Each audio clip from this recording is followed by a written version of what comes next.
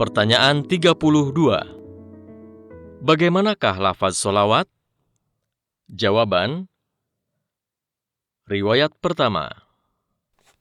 Allahumma sholli ala Muhammad wa ala ali Muhammad kama shallaita ala Ibrahim wa ala ali Ibrahim innaka Hamidum Majid.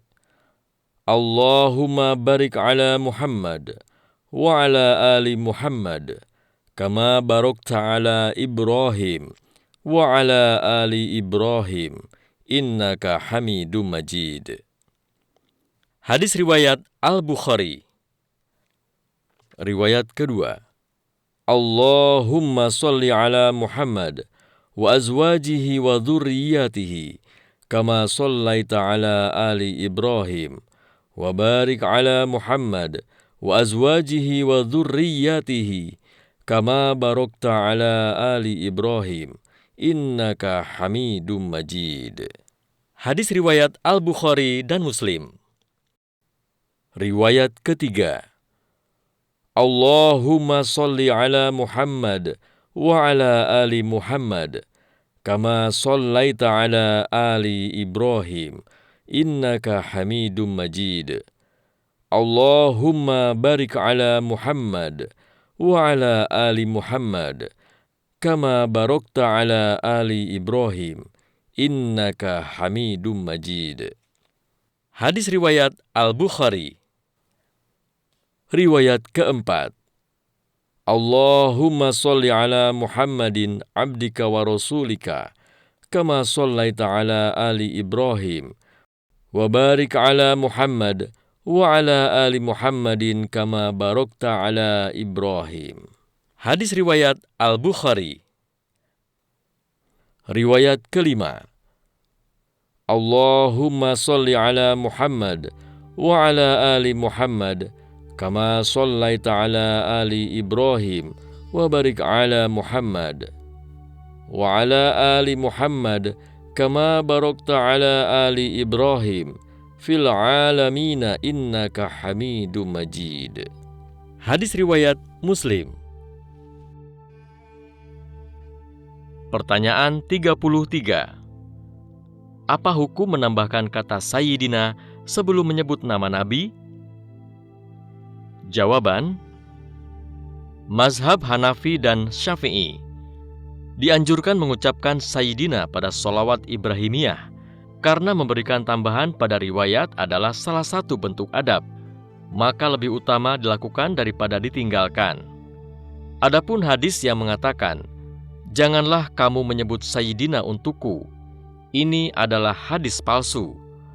Maka sholawat yang sempurna untuk Nabi dan keluarganya adalah: beberapa dalil menyebut Sayyidina sebelum nama Rasulullah SAW. Memanggil Nabi tidaklah sama seperti menyebut nama orang biasa. Demikian disebutkan Allah Subhanahu wa Ta'ala. لا تجعلوا دعاء الرسول بينكم كدعاء بعضكم بعضا. Janganlah kamu jadikan panggilan Rasul di antara kamu seperti panggilan sebahagian kamu kepada sebahagian yang lain.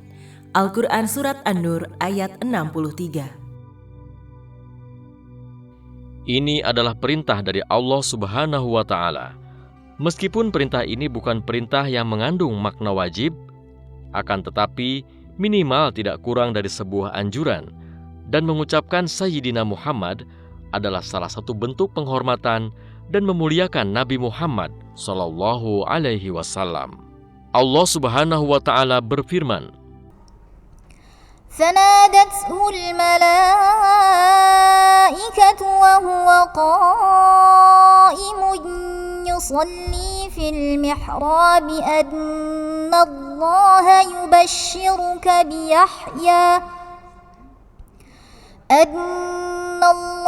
يبشرك بيحيى مصدقا بكلمة من الله وسيدا وحصورا ونبيا من الصالحين.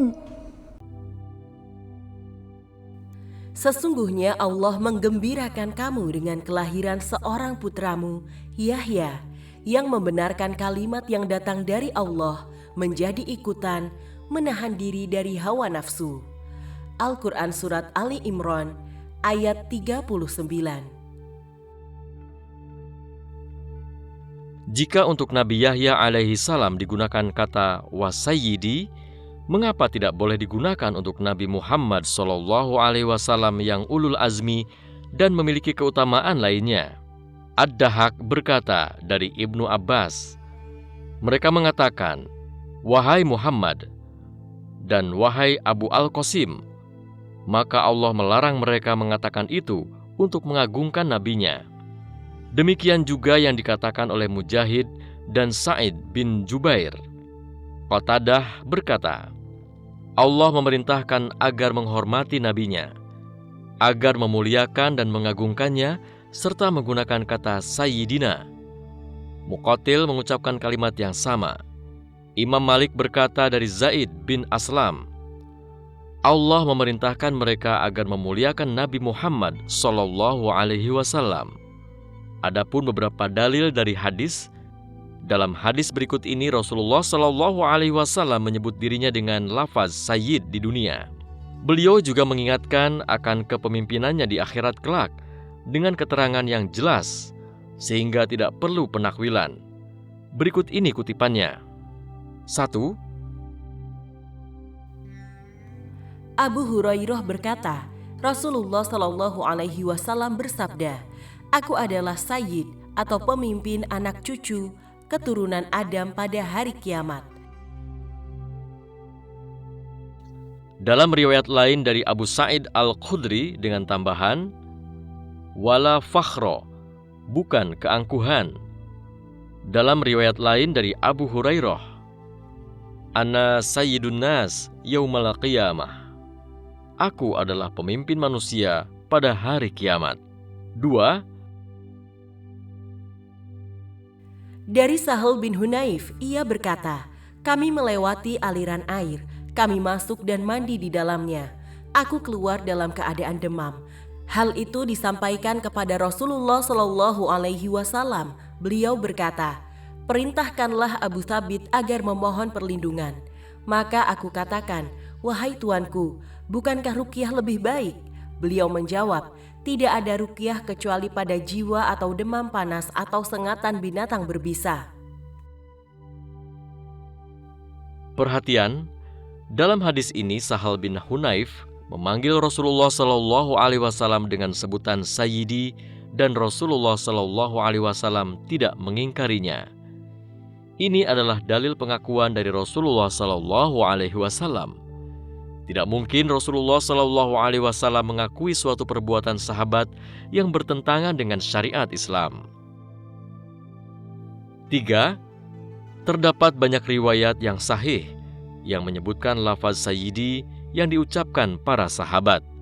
Di antaranya adalah hadis yang diriwayatkan Aisyah dalam kisah kedatangan Sa'ad bin Mu'az untuk memimpin di Bani Quraizah. Aisyah berkata, "Qumu ila sayyidikum fa'anzaluh." Berdirilah kamu untuk menyambut pemimpin kamu. Mereka menurunkannya. Al-Khattabi berkata dalam penjelasan hadis ini, dari hadis ini dapat diketahui bahwa ucapan seseorang kepada sahabatnya, "Ya Sayyidi," atau "Wahai tuanku," bukanlah larangan jika ia memang baik dan utama. Tidak boleh mengucapkan itu kepada seseorang yang jahat. Dalam riwayat lain dari Abu Sa'id Al-Khudri, ia berkata, "Qumu li sayyidikum." Berdirilah kamu untuk menyambut pemimpin kamu. Tanpa lafaz, mereka menurunkannya. Berdiri tersebut adalah untuk menghormati Sa'ad radhiyallahu anhu, bukan karena ia sakit. Jika mereka berdiri karena ia sakit, maka tentunya ucapan yang dikatakan kepadanya adalah, "Berdirilah kamu untuk menyambut pemimpin kamu." Yang diperintahkan untuk berdiri hanya sebagian mereka saja, bukan semuanya. 4. Diriwayatkan dari Abu Bakaroh, ia berkata, "Aku melihat Rasulullah Shallallahu Alaihi Wasallam, Al Hasan bin Ali berada di sampingnya. Saat itu ia menyambut beberapa orang. Beliau berkata, 'Sesungguhnya anakku ini adalah seorang pemimpin. Semoga dengannya Allah mendamaikan dua kelompok besar kaum muslimin.'" 5. Umar bin Al-Khattab radhiyallahu anhu berkata, "Abu Bakar adalah pemimpin kami. Ia telah membebaskan pemimpin kami." Yang ia maksudkan adalah Bilal. 6. Dalam kitab Sahih Muslim disebutkan bahwa Ummu Ad-Darda berkata, "Tuanku Abu Ad-Darda memberitahukan kepadaku, ia berkata, Rasulullah Shallallahu Alaihi Wasallam bersabda, doa seseorang untuk saudaranya tanpa sepengetahuannya itu adalah doa yang dikabulkan." 7. Rasulullah Shallallahu Alaihi Wasallam bersabda, Al Hasan dan Al Husain adalah dua pemimpin pemuda penghuni surga. 8. Rasulullah Shallallahu Alaihi Wasallam bersabda, Abu Bakar dan Umar adalah dua pemimpin orang-orang tua penghuni surga dari sejak manusia generasi awal hingga akhir, kecuali para nabi dan rasul. 9. Rasulullah Shallallahu Alaihi Wasallam bersabda, orang yang sabar itu menjadi pemimpin di dunia dan akhirat. 10. Rasulullah Shallallahu Alaihi Wasallam berkata kepada Fatimah Az-Zahra radhiyallahu anha, apakah engkau tidak mau menjadi pemimpin wanita penduduk surga? 11. Al-Makburi berkata, kami bersama Abu Hurairah, kemudian datang Al-Hasan bin Ali, ia mengucapkan salam, orang banyak membalasnya, ia pun pergi.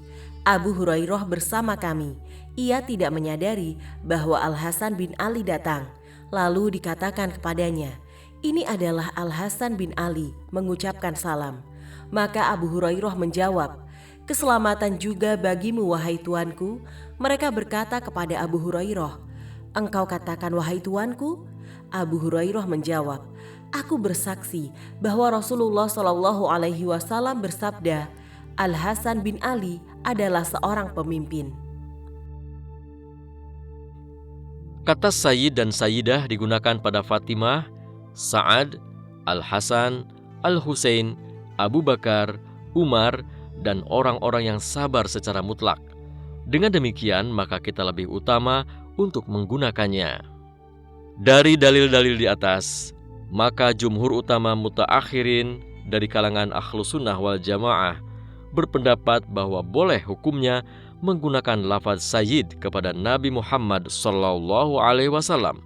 Bahkan sebagian ulama berpendapat hukumnya dianjurkan, karena tidak ada dalil yang mengkhususkan dalil-dalil dan nas-nas yang bersifat umum ini. Oleh sebab itu, maka dalil-dalil ini tetap bersifat umum, dan lafaz Sayyid digunakan di setiap waktu, apakah di dalam sholat maupun di luar sholat. Imam Ibnu Abidin berkata dalam kitab Hasyiahnya sesuai dengan pendapat pengarang kitab Ad-Dur, Ibnu Zahirah, Ar-Ramli Asy-Syafi'i dalam kitab syarahnya terhadap kitab Minhaj karya Imam Nawawi dan para ulama lainnya. Menurutnya, yang paling afdol adalah mengucapkannya dengan lafaz Sayyid. Dalam kitab Al-Azkar karya Imam Nawawi, halaman 4 disebutkan, diriwayatkan kepada kami dari As-Sayyid Al-Jalil Abu Ali Al-Fudail bin Iyad, ia berkata, tidak melaksanakan suatu amal karena orang banyak adalah perbuatan riya.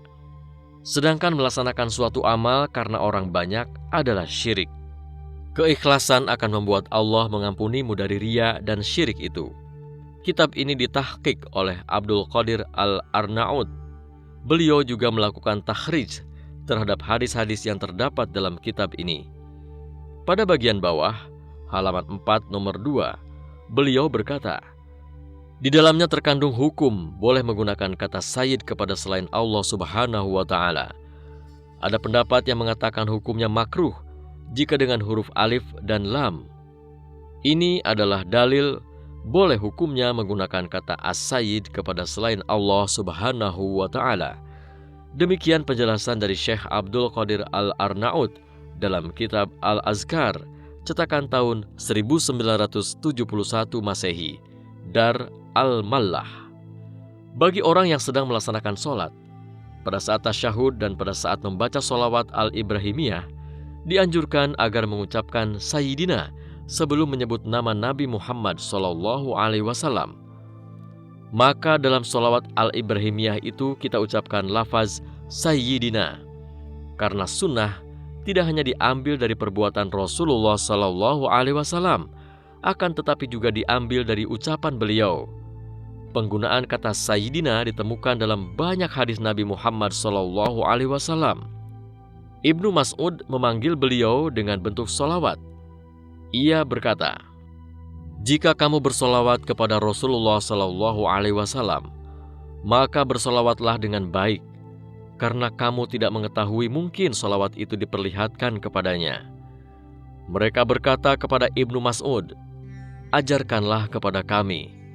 Ibnu Mas'ud berkata, "Ucapkanlah."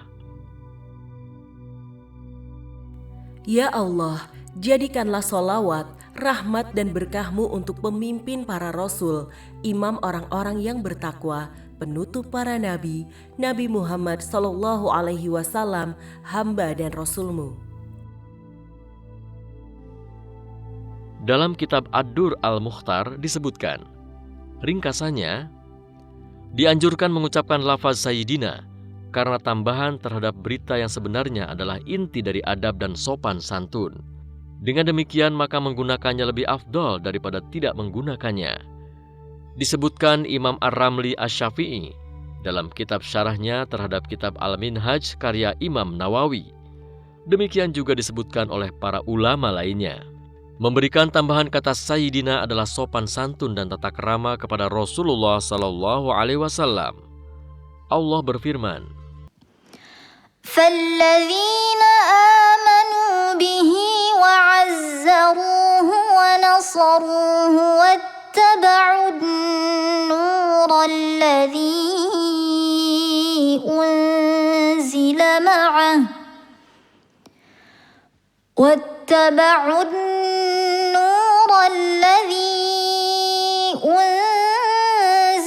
معه أولئك هم المفلحون.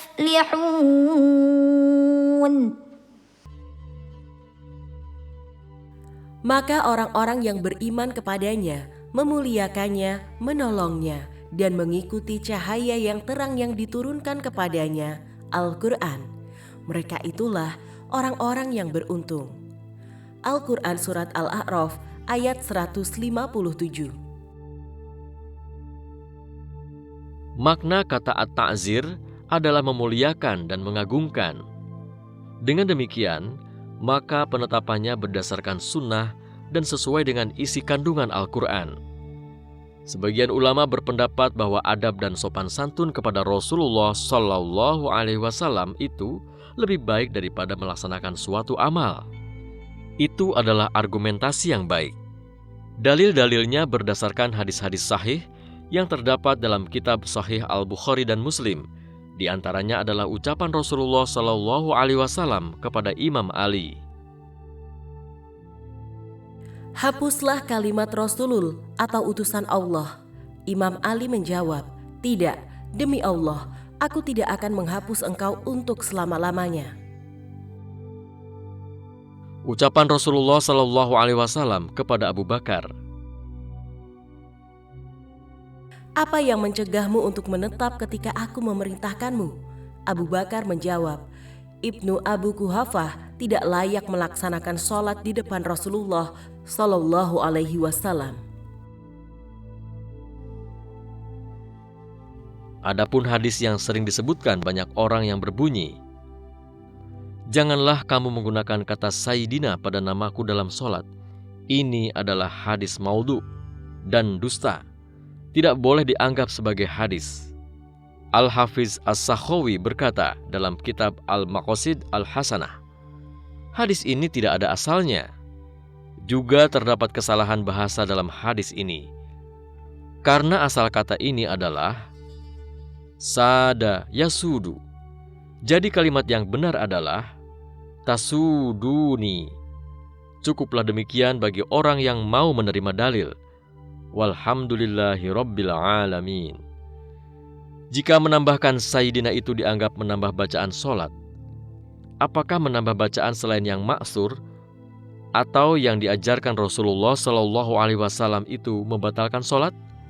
Imam Ibnu Taimiyah menyebutkan dalam Majmu' Fatawanya. Ini adalah tahqiq terhadap ucapan Imam Ahmad bin Hanbal. Sesungguhnya sholat tidak batal dengan doa yang tidak maksur. Akan tetapi Imam Ahmad bin Hanbal tidak menganjurkannya. Pertanyaan 34. Bagaimanakah posisi jari jemari ketika tasyahud? Jawaban, mazhab Maliki. Dianjurkan ketika duduk tasyahud agar menekuk jari jemari kecuali telunjuk dan jempol tangan sebelah kanan. Meluruskan telunjuk dan jempol, telunjuk ke arah bawah jempol. Menggerakkan jari telunjuk secara terus-menerus ke kanan dan ke kiri dengan gerakan sedang. Mazhab Hanafi. Menunjuk dengan jari telunjuk sebelah kanan saja. Andai terputus atau cacat, tidak dapat digantikan jari yang lain dari jari jemari tangan kanan dan kiri ketika berakhir tasyahud. Jari telunjuk diangkat ketika menafikan Tuhan selain Allah pada ucapan La ilaha. Menurunkannya kembali ketika menetapkan ketuhanan Allah pada lafaz illallah. Dengan demikian, maka mengangkat telunjuk sebagai tanda menafikan Tuhan selain Allah dan menurunkan telunjuk sebagai tanda menetapkan Allah sebagai Rob yang disembah. Mazhab Hanbali. Menekuk jari kelingking dan jari manis, melingkarkan jempol dan jari tengah, menunjuk dengan jari telunjuk pada tasyahud dan doa ketika menyebut lafaz Allah tanpa menggerakkannya. Mazhab Syafi'i. Menggenggam semua jari jemari tangan kanan, kecuali telunjuk.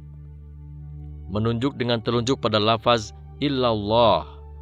Terus mengangkat telunjuk tanpa menggerakkannya hingga berdiri pada tasyahud awal dan hingga salam pada tasyahud akhir, dengan memandang ke arah jari telunjuk selama waktu tersebut. Afdol menggenggam jempol di samping telunjuk dan posisi jempol di tepi telapak tangan. Pertanyaan 35. Jika saya masbuk ketika imam pada rakaat terakhir, sementara itu bukan rakaat terakhir bagi saya, imam duduk tawarruk, bagaimanakah posisi duduk saya? Tawarruk atau iftirosh? Jawaban, cara duduk bagi orang yang masbuk. Mazhab Syafi'i berpendapat apabila orang yang masbuk duduk bersama imam di akhir sholat imam, maka dalam masalah ini ada beberapa pendapat.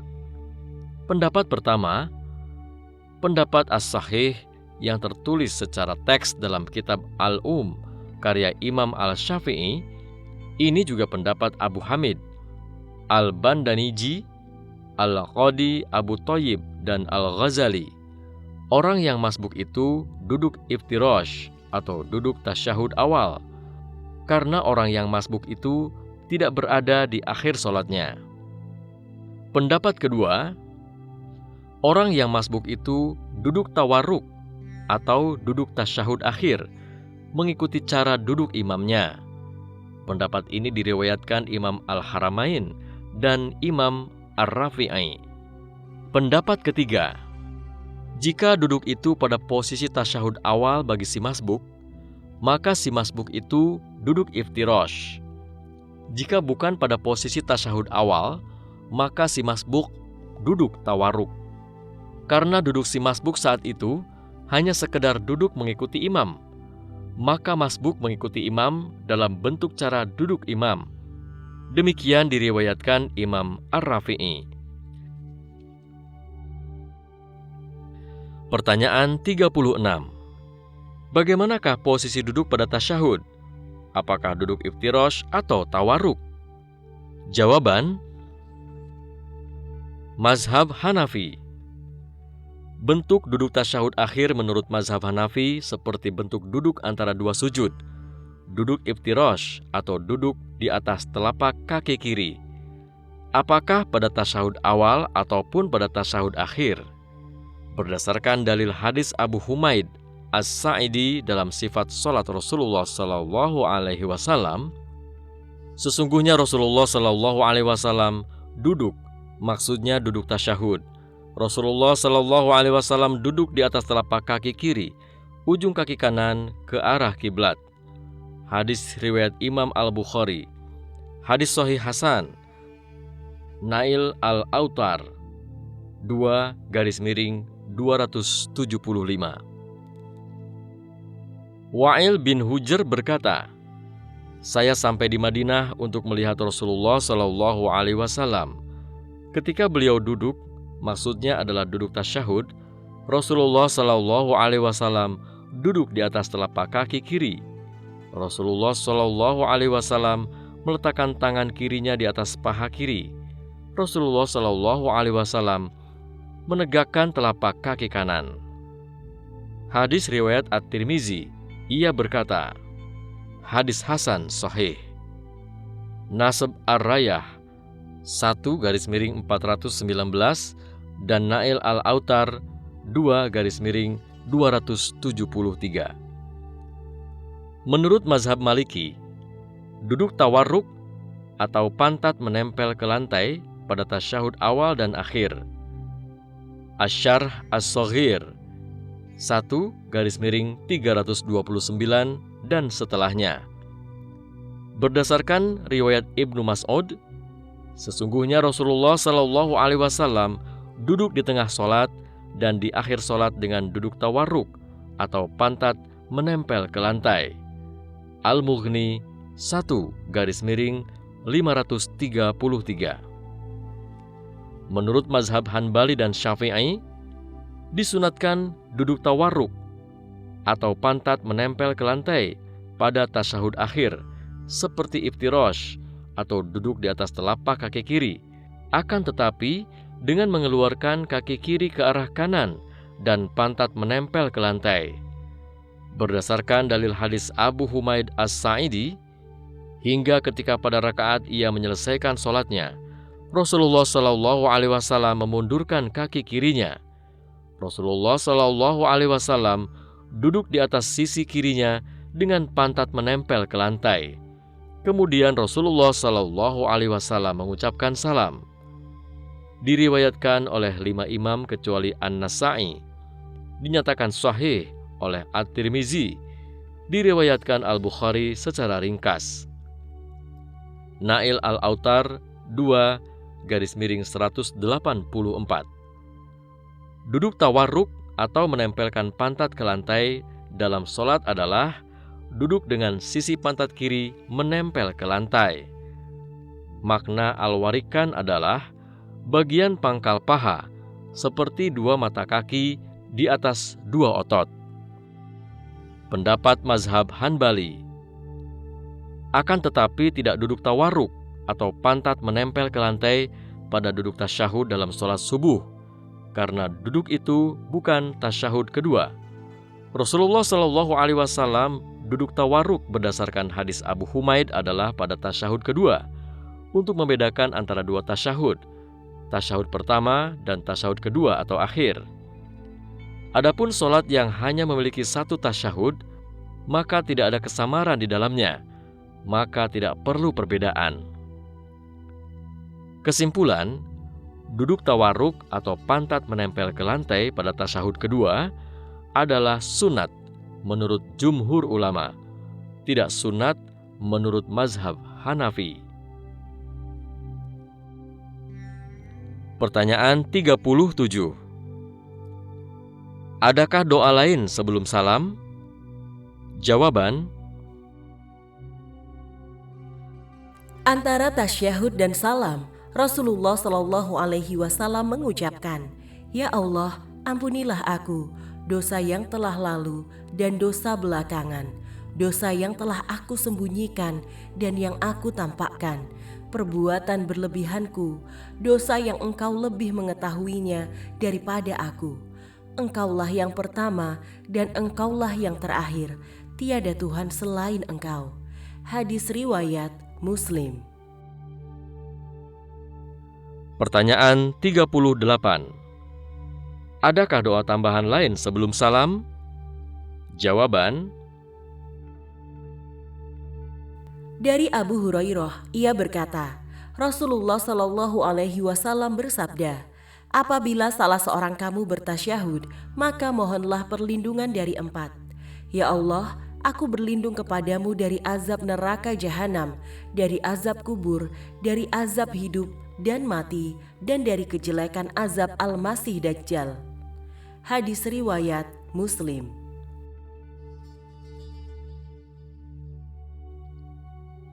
Pertanyaan 39.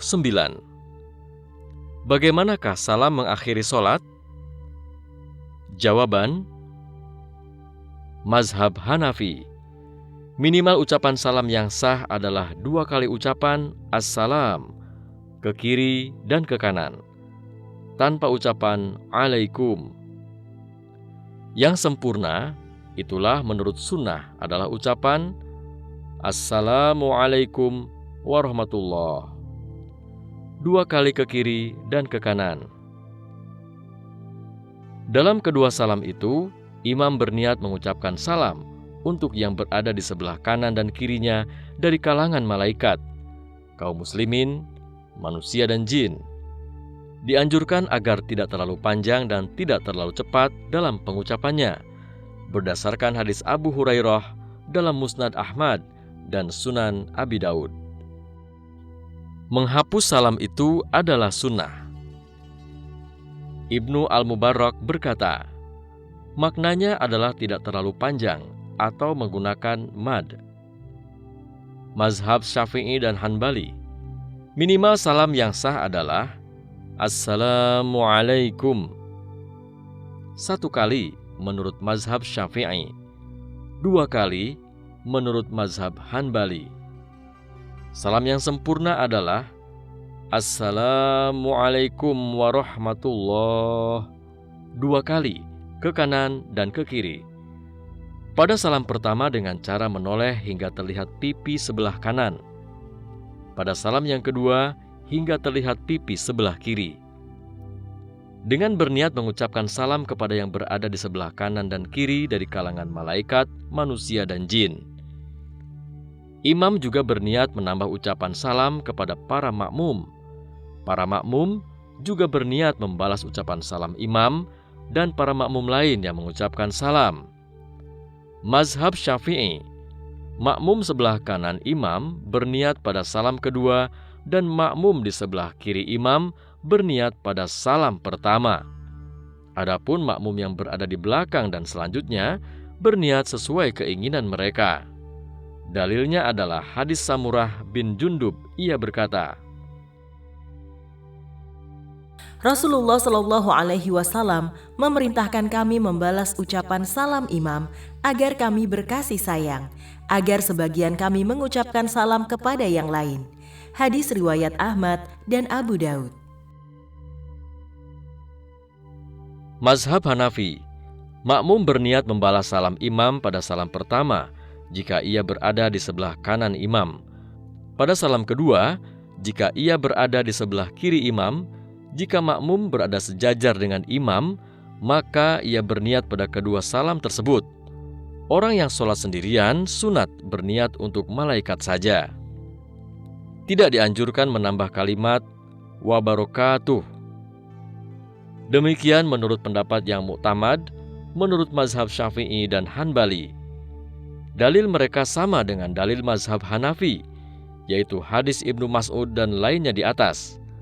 Sesungguhnya Rasulullah Shallallahu Alaihi Wasallam mengucapkan salam ke kanan dan ke kiri dengan lafaz Assalamualaikum warahmatullah hingga terlihat putih pipinya.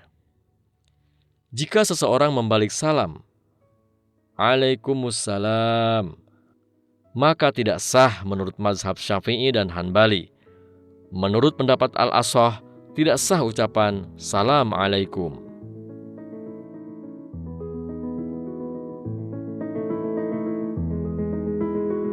Dengarkan bagian selanjutnya hanya di channel Dengar Buku.